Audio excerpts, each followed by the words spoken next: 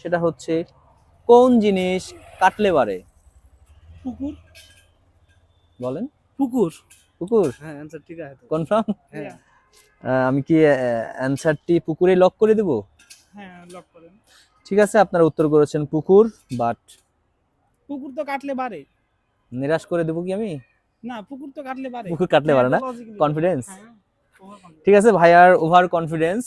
Confidence থাকা ভালো, অনেক সময় তো ওভার কনফিডেন্স থাকা কিন্তু ভালো হয় না, কিন্তু আপনার কনফিডেন্সটা একদম 100% রাইট। এটা সঠিক উত্তর হবে পুকুর। ধন্যবাদ। আমরা নেক্সট প্রশ্ন চলে যাই।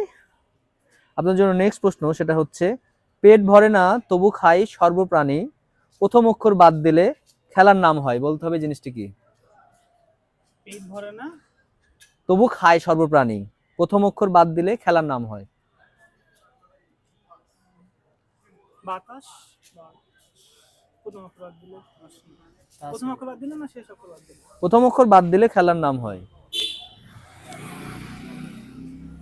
5 সেকেন্ড সময় দেওয়া হচ্ছে আপনাদেরকে।